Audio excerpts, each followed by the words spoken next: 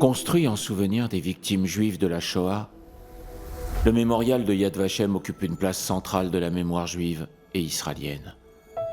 Niché sur le mont du souvenir à Jérusalem, il accomplit ses deux missions principales. Immortaliser le souvenir des 6 millions de juifs assassinés par les nazis et préserver le patrimoine culturel et cultuel de ces communautés décimées à travers l'Europe. En 1933, la population juive d'Europe comptait un peu plus de 9 millions de personnes, soit 60% de la population juive mondiale de l'époque.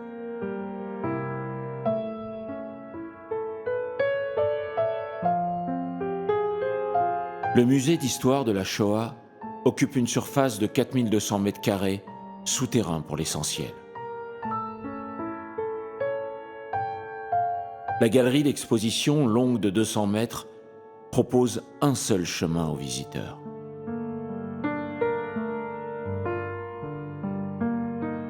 L'architecte, Moshe Safdie, a choisi de dessiner un chemin étroit, aux parois penchées, presque oppressantes.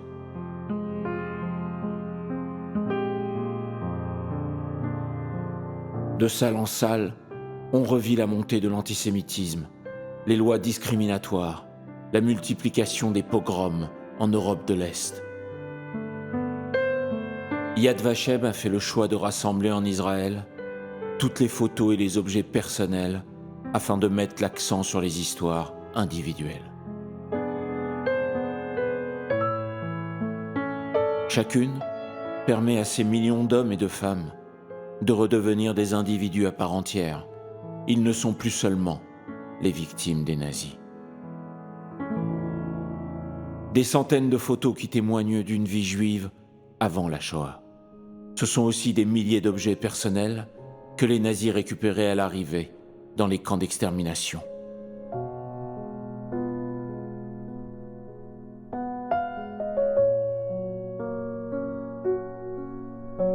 En Ukraine, entre 1941 et 1944, des millions de Juifs sont assassinés par les unités de la Waffen-SS.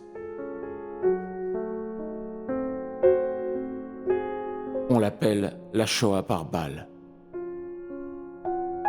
Plus d'1 million de Juifs ukrainiens sont exécutés sur place et enterrés dans les forêts ukrainiennes. Pendant ce temps, la majorité des Juifs d'Europe étaient déportés vers les camps d'extermination. Une industrialisation du crime cynique et unique dans l'histoire de l'humanité.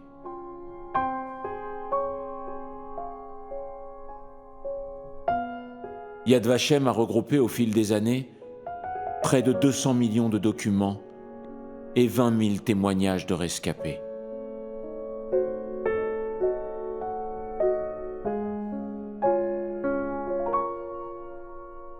C'est la plus grande collection au monde de documents sur la Shoah.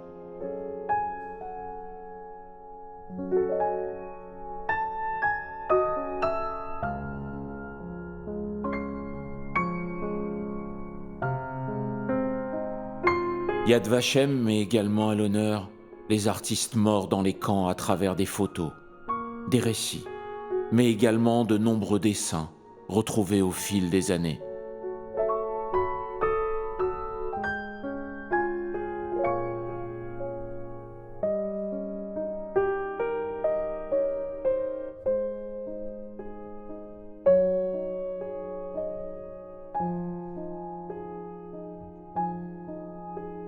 Et je leur donnerai dans ma maison et dans mes murs un mémorial, Yad, et un nom, Shem, qui ne seront jamais effacés.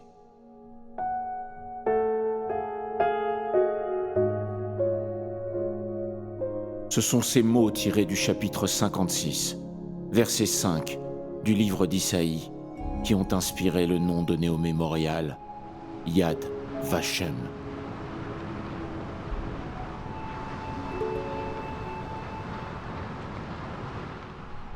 Bonjour à toutes et à tous.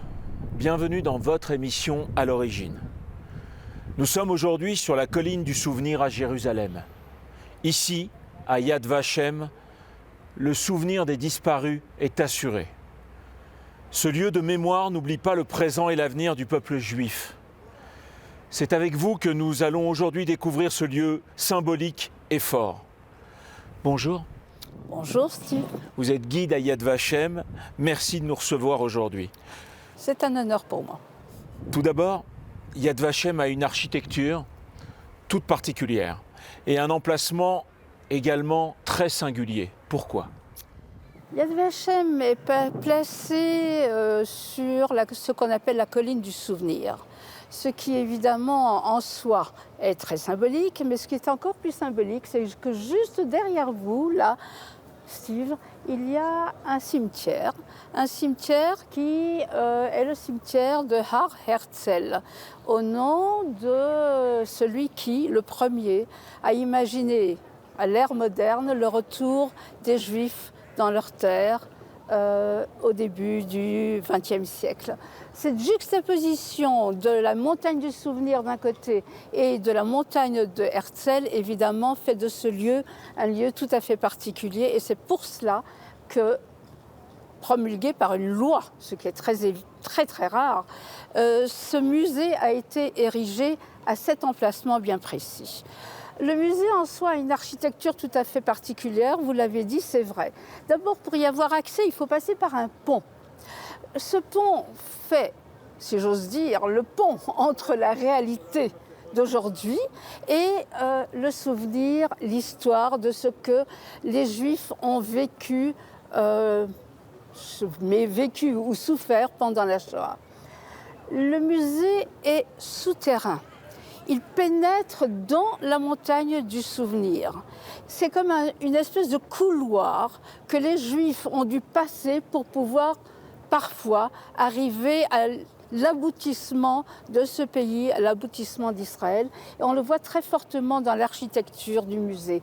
Le couloir souterrain débouche par le haut vers un espace très large où l'on peut voir une vue magnifique de Jérusalem, qui est la vue de l'avenir par rapport à ce que vous laissez derrière vous, le souvenir, votre histoire que vous êtes obligé d'apporter et d'emporter avec vous toute votre vie, mais toujours avec un regard vers l'avenir. Il y a donc comme une mise en scène et une sorte de métaphore qui nous amène à avant, au présent et à après. Et ce qui fait que cette vue nous donne le sentiment qu'aujourd'hui, Israël protège cette histoire. Tout à fait. Israël protège cette histoire, mais Israël veut aussi aller de l'avant. Israël aimerait bien que tous ceux qui viennent voir ce musée se rendent compte des souffrances juives d'une part, on ne peut pas les nier, c'est évident, mais aussi de l'effort qui a été fait pour dépasser ces souffrances, de l'effort qui a été fait pour aller de l'avant et pour créer un pays où tout juif est bienvenu et tout visiteur est bienvenu et tous ceux qui habitent ici, juifs ou non juifs, y trouvent une place. Ce qui est méconnu, c'est que dès 1942, l'idée d'un mémorial est discutée, alors que parviennent les premières informations de l'extermination nazie. Comment cela s'est déroulé ? En 1942, il y a eu des parlers ou des paroles qui étaient vraiment, j'ose presque dire, en l'air, qui n'étaient pas encore tout à fait basées, certainement pas sur une réalité qui était tout à fait méconnue à l'époque. Vous savez très bien que les premières déportations ont eu lieu justement en 1942. Donc en 1942, on ne pouvait pas encore se rendre compte de l'ampleur de la catastrophe. On pouvait seulement se rendre compte de la souffrance juive entre-temps, des Juifs qui mourraient soi-disant naturellement, de manière naturelle dans les ghettos ou dans des conditions d'hygiène particulièrement offensantes, mais on ne pouvait pas se rendre compte qu'il s'agissait d'une planification de meurtre à long terme ou à court terme, mais totale surtout. Donc en 1942, quand les premiers pourparlers ont eu cours, c'était vraiment dans le vague. Après la guerre, quand on s'est rendu compte de l'étendue du désastre, parce qu'il faut le rappeler, 6 millions, ça faisait à peu près à l'époque un tiers de la population juive mondiale et plus de la moitié de la population juive européenne qui avait non pas disparu, mais qui avait été assassinée, il faut le dire, on ne peut pas mâcher les mots. C'était une disparition voulue, planifiée. Les pourparlers ont pris un sens. Et en 1956, une loi a été promulguée en Israël pour obliger Israël d'être les détenteurs de la mémoire ou ceux pour qui le souvenir restait quelque chose de presque quotidien. Le musée, quand on le visite, il s'ouvre sur la vie des communautés juives avant la Shoah. Tout à fait. Elles étaient en plein essor en Europe de l'Est avant la guerre. Pouvez-vous nous raconter ? C'est très curieux. La vie avant la Shoah, finalement, ressemblait assez à la vie d'aujourd'hui. Soyons tout à fait francs, il n'y avait pas que des juifs religieux avec papillotes et grandes barbes. Il y avait aussi des juifs tout à fait laïques, certainement en France, mais aussi en Pologne. Il y avait des juifs intellectuels, il y avait des juifs ouvriers, il y avait des juifs paysans, il y avait un petit peu de tout. Quand on parle des juifs en Europe avant la guerre, on pourrait dire qu'un tiers de ces juifs-là sont des juifs orthodoxes très religieux. Un tiers des juifs sont totalement assimilés et n'ont qu'une vague mémoire de leur judaïsme, travaillent dans tous les grands bureaux, dans toutes les grandes firmes en Europe et dans l'Europe tout entière, à l'Est tout autant qu'à l'Ouest, en Allemagne tout autant qu'en Pologne, et un tiers, entre les deux. Des juifs qui se savent juifs, mais qui vivent très bien dans le milieu ambiant, où d'habitude, ils sont relativement bien acceptés, ou en tout cas c'est ce qu'ils ressentent, c'est ce qu'ils pensent ressentir. Au cœur de Yad Vashem, le musée d'art de la Shoah a été inauguré en 2005. L'exposition permanente présente au public quelques 120 œuvres d'art. Le coffret en bois recouvert d'une Magen David contient des illustrations des plus fameux épisodes bibliques qu'un père avait réalisés pour l'anniversaire de sa petite fille. Ils furent tous exterminés pendant la Shoah.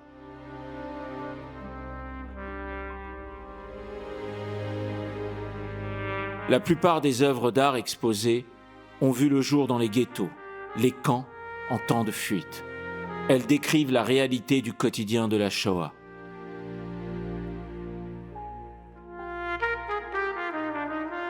Souvent privés de pinceaux et de peinture, les artistes ont dû utiliser ce qu'ils trouvaient dans la nature pour réaliser leurs œuvres. La plupart ont été créés soit pendant la Shoah, soit avant la guerre, par des artistes assassinés.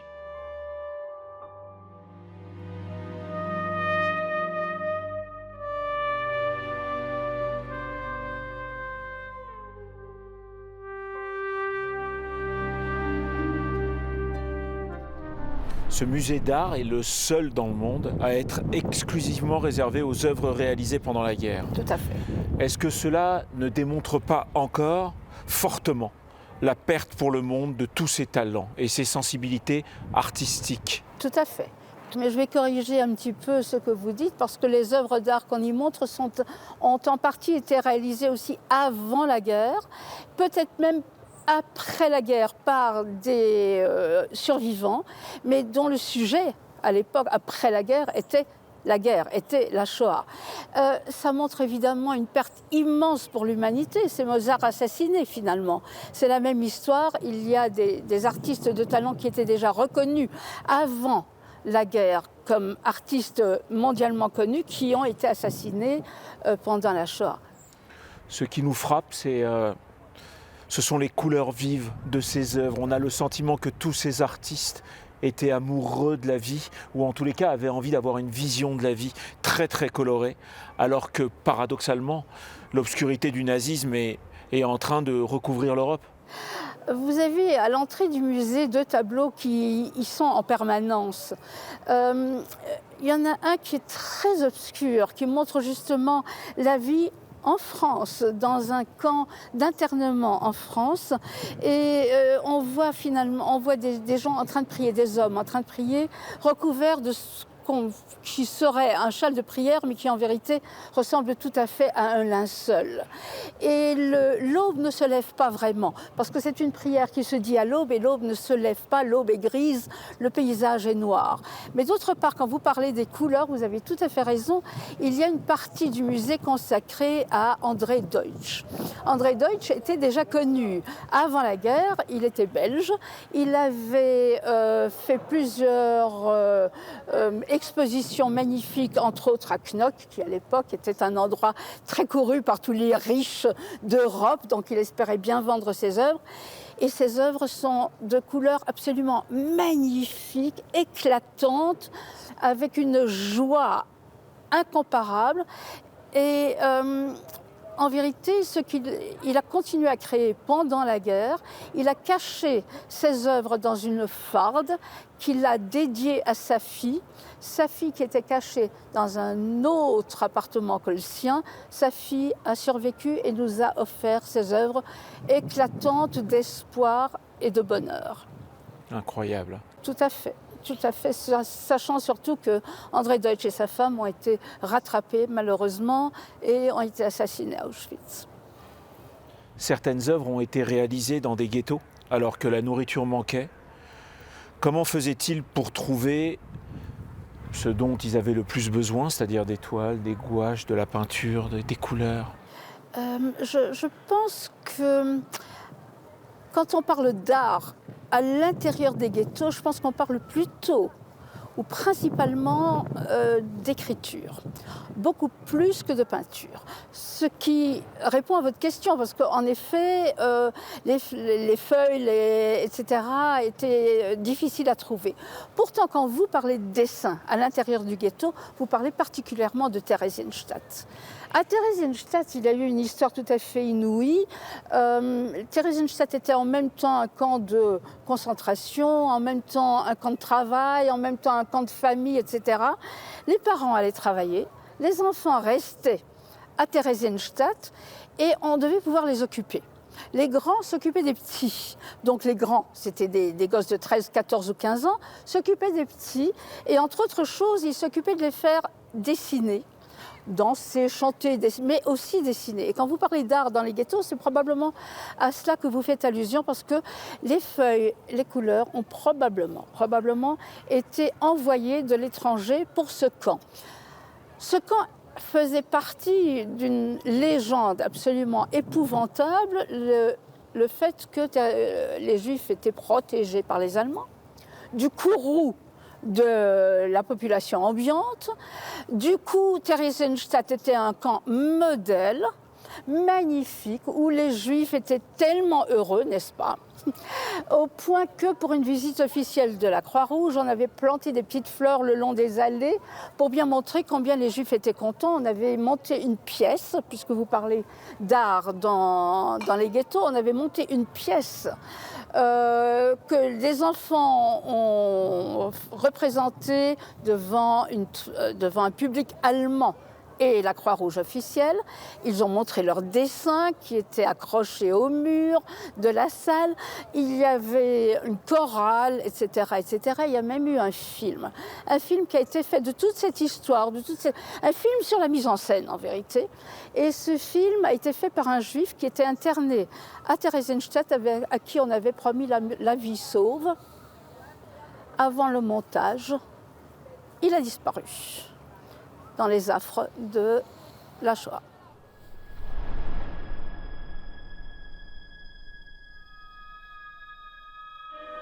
Brandybart est un opéra pour enfants écrit en 1938 par Adolf Hofmeister. En 1944, la Croix-Rouge visite les camps pour vérifier les conditions de détention des déportés juifs. Le Reich décide alors d'organiser une représentation dans le camp de Térésine. Il déporte les prisonniers les plus faibles vers Auschwitz, une mise en scène effroyable. L'opéra fut filmé afin de servir la propagande nazie. À leur tour, le réalisateur et l'acteur furent déportés à Auschwitz. Sur les 15 000 enfants déportés au camp de Térésine, seule une centaine d'entre eux a survécu.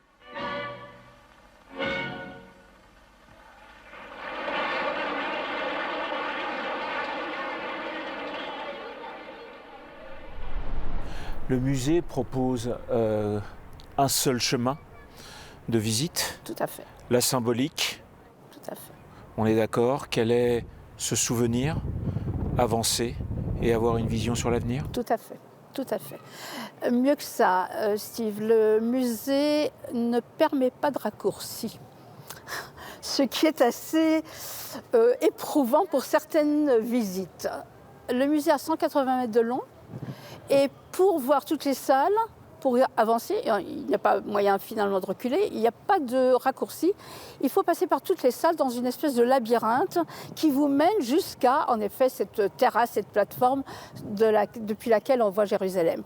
Donc il n'y a qu'une seule voie pour un juif qui rentre là-dedans. Vous êtes en train de me dire que de toute façon, en visitant ce musée en tant qu'être humain, on ne peut pas éviter certains endroits et donc ne pas être du tout dans le déni. Absolument. Et voilà, au fur et à mesure, l'émotion monte. Tout à fait. Je vais vous raconter une histoire personnelle d'un groupe de journalistes qui étaient venus de pays arabes. C'était assez curieux. Si mes souvenirs sont bons, ils étaient venus d'Afghanistan. Sous le couvert probablement d'une visite semi-officielle, parce que ce n'était pas évident de venir en Israël pour eux. Ils sont venus ici et ils sont entrés dans le musée en étant tout à fait raides, en étant très droits, sans montrer d'émotion particulière. Et à la fin du musée, l'un d'eux, ils étaient trois, l'un d'eux s'est mis à pleurer en me disant « Comment peut-on nier que la Shoah ait eu lieu? Comment peut-on nier que les Juifs ont souffert ?» On dirait que les objets qui sont regroupés ici tentent d'humaniser chaque victime, de lui donner une identité propre aux yeux du visiteur. Est-ce que vous les voyez réagir de cette manière quand chacun d'entre eux visite le musée à vos côtés? À mes côtés, certainement. Aux côtés des guides qui ont une licence pour parler de Yad Vashem, certainement. Je pense que c'est un musée qui demande à être visité plusieurs fois. Une première fois avec un guide pour une explication au moins essentielle ou basique de ce qu'on y voit. Une deuxième fois, une troisième fois, une cinquième fois pour pouvoir assimiler tout ce que vous voyez. Parce qu'il y a énormément de détails, il y a énormément d'histoires, il y a énormément de choses à lire. Il y a 7 heures de film à visionner à l'intérieur du musée. Encore une fois, j'ai fait la connaissance d'un jeune Allemand qui est venu, qui m'a raconté qu'il a passé 6 jours pour visiter Yad Vashem, du matin jusqu'au soir, pour pouvoir comprendre de quoi il s'agissait, pour pouvoir assimiler ce qu'il voyait. Les histoires personnelles sont très importantes pour nous, parce que, encore une fois, le chiffre 6 millions. Un chiffre dont on parle beaucoup, un chiffre qui parfois est, disons, mis en question, mis en doute, etc. Finalement, c'est un chiffre qui ne s'explique plus. Et j'essaie toujours de dire que quand on parle du chiffre 6, on comprend, ça pourrait être une petite famille. Papa, maman, grand-mère, grand-père, 2 enfants, c'est bon. 60, peut-être 2 classes à l'école. 600, peut-être une salle de cinéma. Quand on va au-delà des 6 000, 60 000, 6 millions, c'est un chiffre qui est incompréhensible. Et pour pouvoir le comprendre un petit peu quand même, nous essayons de raconter 6 millions d'histoires. À ce propos, l'endroit, je dirais l'élément central de Yad Vashem est cette salle des noms. Tout à fait. Ce lieu invite au silence et à l'émotion. Tout à fait. Combien sont-ils à être recensés ici? Nous avons, vous savez que la salle des noms couvre en vérité des archives, parce qu'il y a des archives tout autour. Et dans nos archives, pour le moment, nous parlons de 5 600 000 noms, il me semble, qui sont recensés, ce qui est déjà énorme, bien entendu. Aujourd'hui, tous ces noms sont accessibles sur un site de Yad Vashem. Vous pouvez, les noms, encore une fois, on ne parle que des victimes, on ne parle pas de tous ceux qui ont souffert pendant la guerre et qui sont des rescapés. On ne parle que des victimes dans cette salle et à ce propos, et ce ne sont que eux qui sont recensés à Yad Vashem, d'habitude par des membres de la famille qui ont survécu et qui ont au moins nommé les disparus de cette guerre. Ici sont recensés également tous les justes, tous ceux qui ont sauvé des Juifs pendant la guerre. Comment sont-ils retrouvés et identifiés? Quelle belle question, parce que par hasard, on m'a parlé d'une cérémonie qui doit avoir lieu cette semaine encore. Cette semaine encore, il s'agit de quoi? 80 ans après le début de la guerre, c'est énorme. Comment ça se fait qu'aujourd'hui encore, on retrouve des Justes parmi les nations? Il faut comprendre que les gens qui ont rescapé à cette horreur n'ont eu dans leur vie au départ qu'un seul but. Survivre, refaire leur vie et oublier. La plupart des rescapés ne racontaient rien. La plupart des rescapés se taisaient, et moi en tant que fille de rescapé, je vous le dis, je ne pouvais pas poser des questions à mes parents parce que je ne pouvais pas leur faire cette peine. Je ne pouvais pas leur faire la peine de revivre le traumatisme. Donc, ils ont vécu une vie sans parler, sans raconter. D'habitude, encore une fois, je généralise peut-être, mais c'est vraiment ce que par expérience je sais de mes amis, etc., des amis de mes parents. Ils ont vécu toute une vie sans en parler. Et arrivés à l'âge de 60 ou 65 ans, ils se sont dit, mais en vérité, on est là grâce à... Il faudrait peut-être trouver les traces de ceux qui... Il faudrait peut-être parler de tous ces gens qui nous ont aidés à en réchapper. Et c'est seulement à ce moment-là que les noms des Justes parmi les nations sont remontés à la surface. Ce sont donc des rescapés ou des enfants de rescapés qui nous parlent de leurs sauveteurs ou des enfants de leurs sauveteurs. Parce qu'aujourd'hui, il n'y a presque plus personne, des gens qui ont des Justes parmi les nations qui sont encore en vie. Ce sont leurs enfants et parfois même leurs petits-enfants qui reçoivent la récompense tellement typique de Yad Vashem. Hélène Duc, alors comédienne, cacha Robert Marx, lui aussi comédien et ami, et sa famille, à Bergerac, dans la maison de sa mère. Nous étions dans la troupe de Jean-Serge, Jacqueline Moran, et nous jouions la tragédie, parce que Jacqueline Moran était une tragédienne. Bon. Et un beau jour, il me dit, je suis très préoccupée, parce que là maintenant, j'ai peur, parce que mes parents sont en danger. Est-ce que tu peux, non pas téléphoner, il n'y avait pas le téléphone, naturellement, tu peux écrire à ta mère qu'elle trouve quelque chose. Au moment de ce qu'on appelait la débâcle, évidemment, alors là, à la maison, il y en avait 14-15 personnes qui étaient mes copains de la Sorbonne, qui étaient en vérité, je pense, tous juifs. J'ai écrit à maman, j'ai dit, puisqu'on ne peut plus à la maison, il y a trop de monde, mais trouve quelque chose. Et ma mère a trouvé à Saint-Georges de Blancalnier, qui est un petit village au milieu des bois, où il y a d'ailleurs des cèpes absolument merveilleux, des champignons exquis. Elle a trouvé une maison, ils sont allés. Bon, Robert Marx, j'ai trouvé pour ses parents, ma mère a trouvé pour ses parents, une maison où ils ont pu vivre tranquilles et manger à peu près à leur faim. En 2005, Yad Vashem a décerné à Madame Jeanne Duc et sa fille Hélène le titre de Juste des Nations. La famille Brugérard participa à un réseau qui faisait passer la frontière suisse aux Juifs. On a en somme formé une sorte de chaîne de sympathie, de générosité, et tout ça, je vous le dis, très naturellement. Le véritable enfer a commencé avec l'occupation de la zone libre, c'est-à-dire en 1943.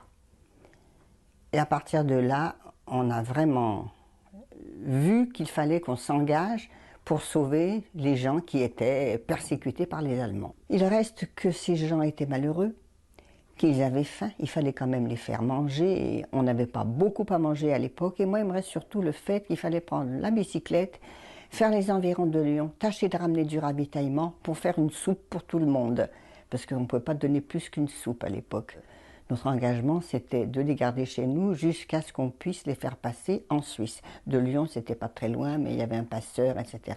Il y avait toute une filière, et on évitait justement de connaître exactement comment se produisait petit à petit l'approche à la Suisse pour qu'en cas d'arrestation de l'un de nous, on n'aille pas plus loin que la personne qui était juste après nous. Après, on ne savait plus. On évitait de nous donner toute la longueur de la filière pour ne pas risquer de compromettre le réseau dans lequel nous étions.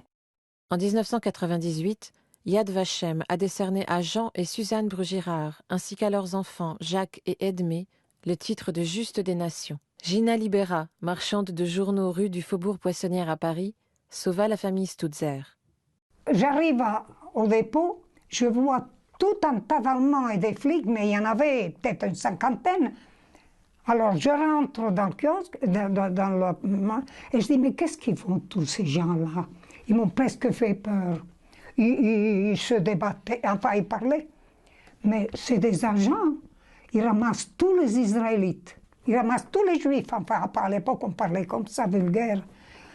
Ils ramassent tous les Juifs. Oh mon Dieu! Moi, mon sang a fait qu'un tour. Je suis revenue au Faubourg Poissonnière, je monte chez eux, et je te tambourine à la porte comme le diable. J'ai dit, Rosette, va la mettre, mon lit n'est pas fait, la maison, elle est comme elle est. Prends tes montres, ton mari, papa, n'importe quoi, mais dépêche-toi pour l'amour de Dieu. Sûrement qu'ils ont eu peur, les gosses. Mais non, plutôt les parents. Plutôt la mère et le père, parce qu'eux, ils savaient qu'ils allaient passer un sale quart d'heure. Ah, eux, ils m'ont béni, Dieu seul sait. Ce que j'ai fait là, c'est sûr que j'ai pu perdre même ma vie, me faire attraper dans la rue, et puis parce que, vous savez, ils n'étaient pas commodes, hein? Surtout la nuit. 4h, 5h du matin, il faisait nuit, vous voyez rien. Mais j'ai même jamais eu peur. Je suis le diable vivant. En 2006, Yad Vashem a décerné à Madame Gina Libera le titre de Juste des Nations. Le docteur Donnier et sa femme cachèrent la famille Fischbach dans leur clinique jusqu'à l'arrivée des Allemands. Ils sont arrivés à 4h du matin, la garde de nuit était complètement affolée. Ils ont même ouvert les lits pour voir si les accouchés étaient bien des femmes et non pas des hommes déguisés. Et ils nous ont même fait, dans leur fouille, découvrir une trappe qui donnait dans un grenier que nous n'avions jamais vu, jamais remarqué. Et par extraordinaire, ils ne sont pas allés dans le jardin. J'ai assisté à l'arrestation de mon père le lendemain matin quand il arrivait. Et donc, ils l'ont mis les menottes aux mains et ils l'ont emmené. Et dès qu'ils sont partis, moi, malgré mon jeune âge, je me suis précipitée dans le jardin pour voir si nos amis étaient là. Et voyant qu'ils étaient là, j'ai téléphoné immédiatement à ma mère, qui a appelé notre ami, le médecin d'Émile, qui lui-même nous avait indiqué leur présence. Et il est venu les chercher, heureusement, parce que 2 heures après, la Gestapo revenait en disant non seulement vous êtes résistants, vous soignez les gens que nous poursuivons, mais en plus vous cachez des Juifs. Et ils venaient de partir. En 1992, Yad Vashem a décerné à André et Georgette Donnier le titre de Juste des Nations. Alors là, Rita, on est dans ce qu'on appelle l'allée des justes. Oui. Chaque arbre que vous voyez là a été planté par quelqu'un qui a été reconnu comme juste parmi les nations, par l'État d'Israël, par Yad Vashem. D'habitude, celui qui a reçu cette récompense est venu jusqu'ici pour planter cet arbre avec les gens qu'il a sauvés, parfois avec leurs enfants, souvent avec des amis, dans une cérémonie, au cours d'une cérémonie extrêmement émouvante. Chaque arbre porte donc le nom du sauveteur et son pays d'origine également. Il y a un arbre très particulier qui est très souvent montré à tout le monde, à tous ceux qui viennent nous voir. C'est cet arbre-là que vous voyez là, celui qui se scinde en deux. L'arbre a été planté par Oskar Schindler. Oskar Schindler, dont vous avez certainement entendu parler. Vous avez peut-être vu le film, Steve.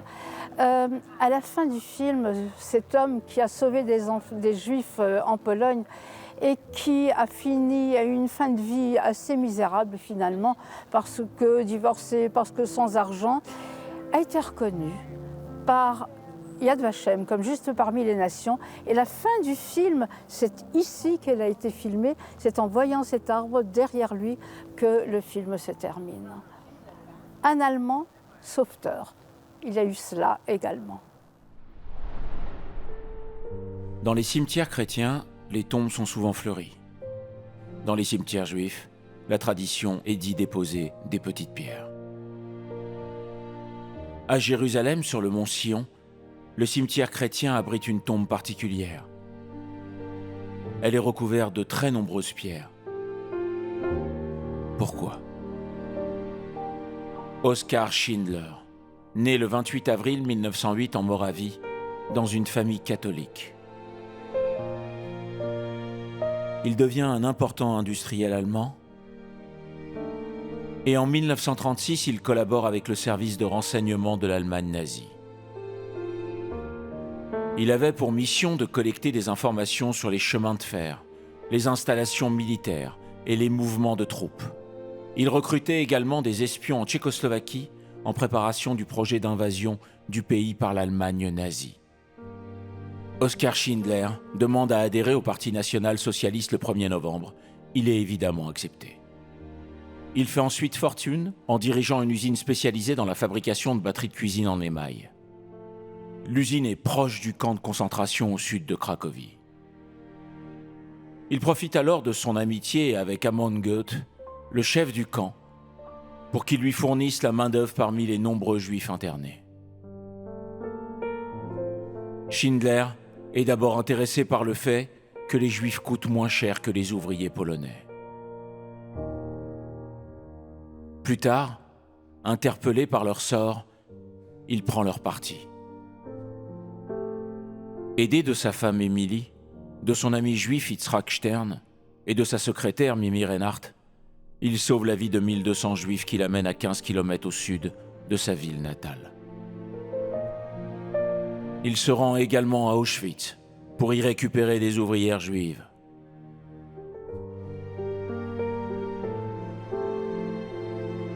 Il joue parfaitement de son charisme pour mener ses actions de sauvetage.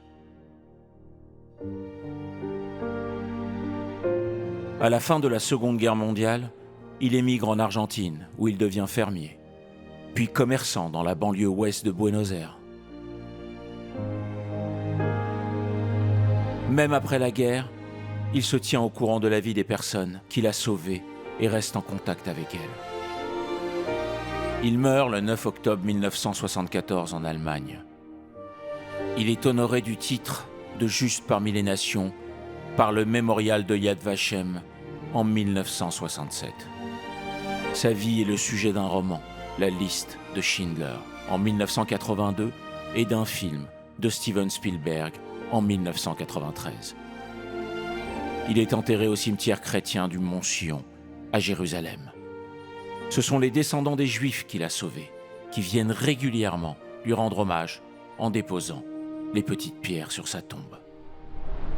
Que représente aujourd'hui en Israël, ici, la mémoire pour la Shoah?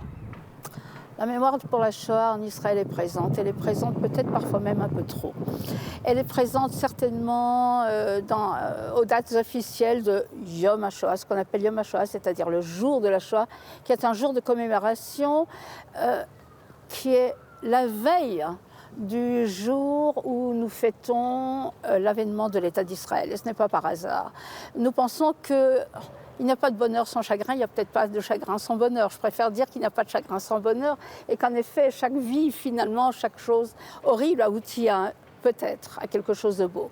Ce jour-là, c'est une journée où tous les écoliers, depuis l'âge de 5 ans jusqu'à la fin de leurs études, mais aussi tous les soldats, finalement tout le peuple d'Israël sait de quoi il s'agit. On parle de la Shoah. Il y a même à un certain moment, à 11h du matin, une minute de silence, 2 minutes de silence d'ailleurs, où vous voyez, et c'est toujours très fortement chargé d'émotions, la circulation qui est folle en Israël, qui est sauvage, tout s'arrête. Et tout le monde sort de la voiture. Tout le monde sort de la voiture, tout le monde observe 2 minutes de silence à la mémoire de tous ceux qui ont rendu cette histoire tellement épouvantable, mais finalement qui aboutit encore une fois au renouveau.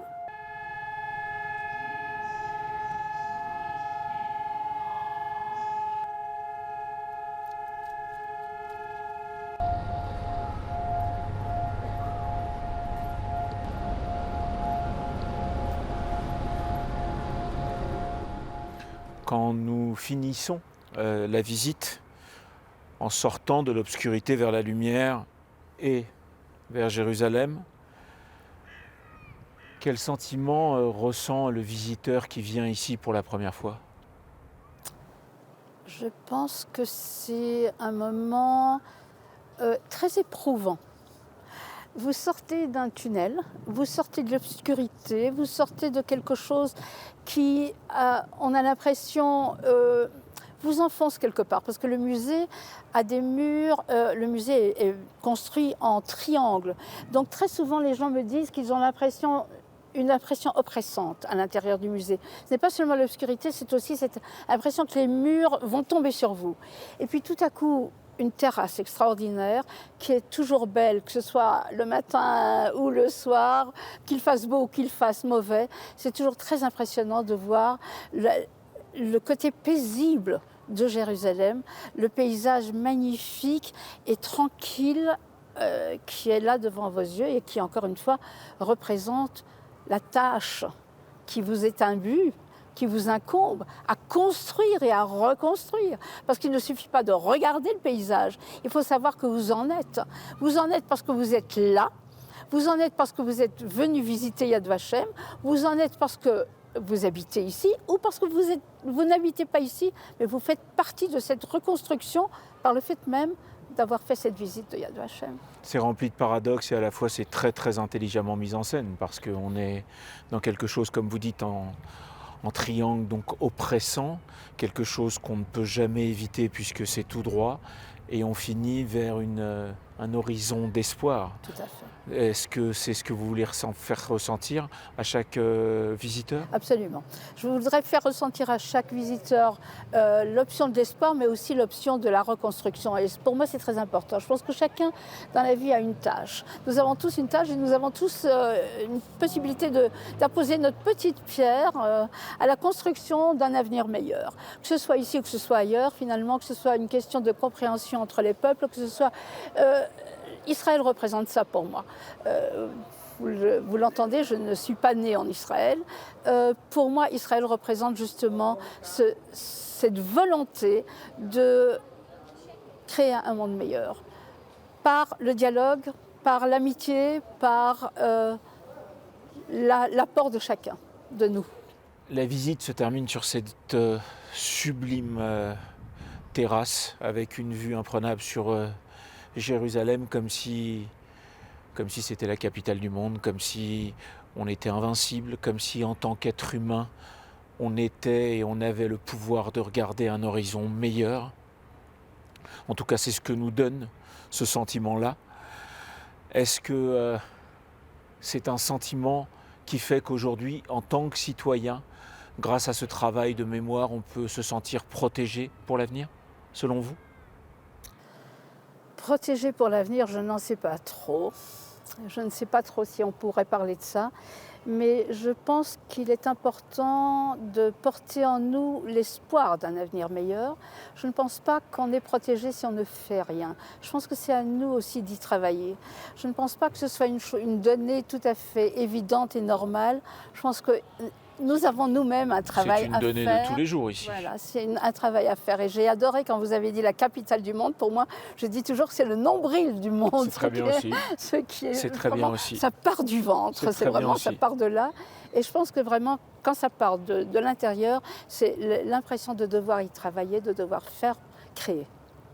Merci pour toute cette visite, merci pour toute cette lumière, pour tous ces ajustements, ces détails, ces anecdotes personnelles de gens et de visiteurs qui sont venus ici pour visiter, qui sont ressortis différents, je dirais. Merci pour ces millions de femmes, d'enfants, d'hommes victimes de la barbarie nazie qui se retrouvent ici à Jérusalem, dans ce lieu empreint de respect, du deuil que nous portons tous, mais qui nous emmène vers l'avenir. Merci à tous de nous avoir suivis si nombreux. Passez une bonne semaine, un bon dimanche et à très bientôt.